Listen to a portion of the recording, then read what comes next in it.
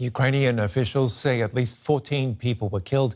በመካከለኛው ምስራቅ በተለይም በአሁናዊው የእስራኤልና ኢራን ግጭት የተሸፈነው የሩሲያና ዩክሬን ጦርነት ተባብሶ መቀጠሉ እየተነገረ ነው። ሩሲያ በኪየቭ ላይ የተጠናከረ ጥቃት በመሰንዘር ከ14 እስከ 15 ሰዎች ሲገደሉ 44 የሚሆኑት ደግሞ መቁሰላቸው ታውቋል። ሩሲያ 27 አካባቢዎችን ኢላማ በማድረግ ነው ጥቃቱን የሰነዘረችው ሲሉ ከኪየቭ የሚወጡ መረጃዎችም አመላክተዋል።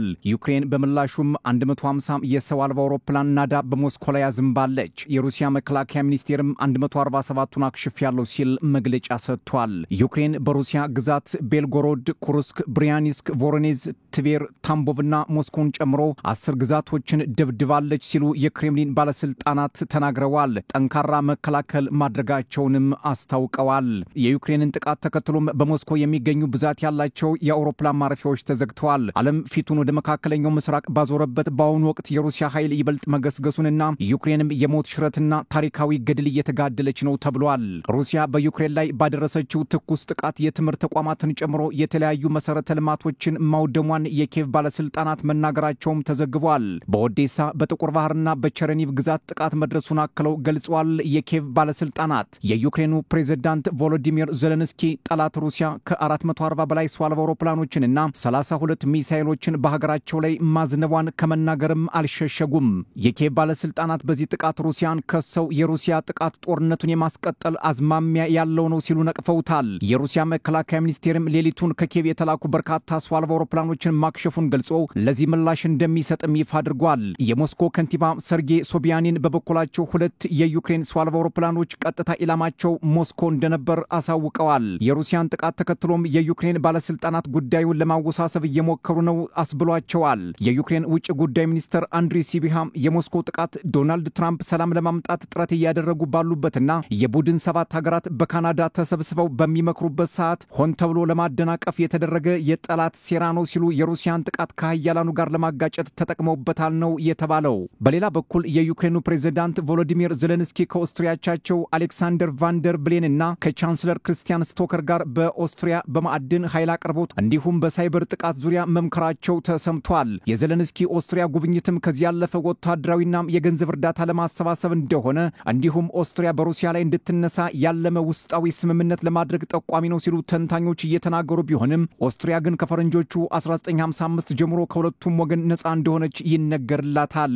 ዜሌንስኪ ከኦስትሪያ ቀጥታ ወደ ቡድን 7 ሀገራት ስብሰባ አቅንተዋል። በዚያም ከታላላቆቹ የዓለም ሀገራት መሪዎች ጋር በመገናኘት የተለመደ በሩሲያ ላይ ማዕቀብ እንዲጣልና ዩክሬንን መርዳት እንዳለባቸው ለማሳሰብ እንደሆነ ከወዲሁ መገናኛ ብዙሃን ነገሩን እያራገቡት ይገኛሉ።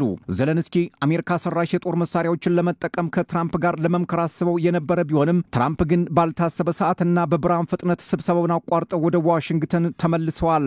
ዜሌንስኪም የልባቸው አልደረሰም የሚሉት ተንታኞችም አልጠፉም። በዚህ የቡድን 7 ስብሰባም የአሜሪካ ወታደራዊ እርዳታ አጀንዳ ለመሆኑን ከካናዳ ኦታዋ፣ አልበርታ የሚወጡ መረጃዎች አመላክተዋል። እንደ ዋሽንግተን ፖስት ጥናት 3 ዓመታትን ያስቆጠረው የሩሲያና ዩክሬን ጦርነት በብዙ ቢሊዮን ዶላር የሚገመት ንብረትን አውድሟል። 150 ሺህ የሰው ሕይወትንም ቀጥፏል። 10 ሚሊዮን ሰዎች እንዲፈናቀሉ አድርጓል። በተለይ የሩሲያን ኢኮኖሚ አሽመድምዶታል። በ2023 ብቻ 43% በኢንዱስትሪ ተቋማቷ ላይ እጥረት አጋጥሟት እንደነበርም አስነብቧል። ጥናቱ አክሎም ዩክሬን በ2022 ከሩሲያ ጋር ጦርነት ውስጥ ከገባች ጀምሮ 66.9 ቢሊዮን ዶላር፣ በ2024 ደግሞ 380 ቢሊዮን ዶላር የጦር መሳሪያ እርዳታ አግኝታለች። ነገር ግን በጦር ሜዳ ውሎ የሚፈለገውን ግብ ልታመጣ አልቻለችም። የሩሲያና ዩክሬን ጦርነትን ለመፍታት ታላላቅ ስብሰባዎች ቢደረጉም ዛሬም ድረስ ከመግለጫና ጉባኤ ያለፈ መፍትሄን ያመጣ አንድም አካል አልታየም። ይባስ ብሎም የሁለቱን ሀገራት ግጭት ለመፍታት ከመሞከር ይልቅ ጣልቃ በመግባት እሳት አቀባዮች እንዲበዙ አድርጓል።